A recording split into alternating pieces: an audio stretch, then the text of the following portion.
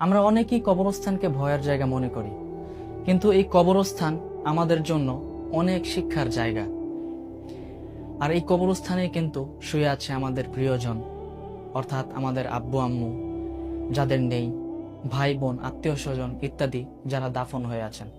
সত্যিকার অর্থে কবরস্থানই হচ্ছে আমাদের সে আসল ঠিকানা, যেখানে আমাদেরকে পাড়ি জমাতেই হবে।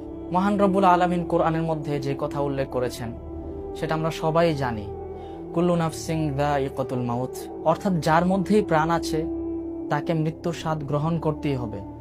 এটা থেকে বেঁচে থাকার কোনো প্রশ্নই আসে না, কোনো সুযোগ নেই। রাসূল সাল্লাল্লাহু আলাইহি ওয়াসাল্লামও কিন্তু বলেছেন যে তোমরা বেশি বেশি কবর জিয়ারত করো, কেননা এই কবর জিয়ারত করার মাধ্যমে তোমাকে আখিরাতের কথা স্মরণ করিয়ে দিবে।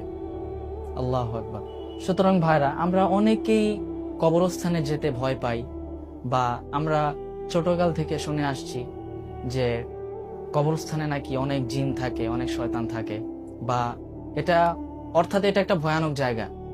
কিন্তু আসলে কি তাই? আমাদের যখন মৃত্যু হয়ে যাবে তখন তো আমাদের সেখানেই চিরস্থায়ী আমাদেরকে দাফন দিয়ে আসা হবে। সেই জন্য হলেও আমরা দিনে 3 বার 4 বার, একবার হোক অথবা একটা টাইম হোক, আমরা যেন একবার হলেও কবরস্থান থেকে ঘুরে আসি।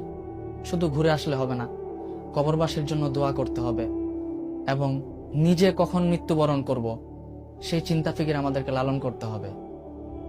আর সেজন্য হলেও আমাদেরকে এই দুনিয়ার মধ্যে আল্লাহ তাআলাকে স্মরণ করতে হবে, আর ভালো ভালো কাজ করে যেতে হবে, যেন মৃত্যুর পর আল্লাহ তাআলার কাছে অন্তত কিছু হলেও প্রশ্নের জবাব দিতে পারি। আল্লাহ তাআলা আমাদেরকে বেশি বেশি কবরস্থানে যাওয়ার এবং নিজের মৃত্যুর কথা স্মরণ করে যেন ইবাদতে মগ্ন হতে পারি, সেই তৌফিক দান করুন।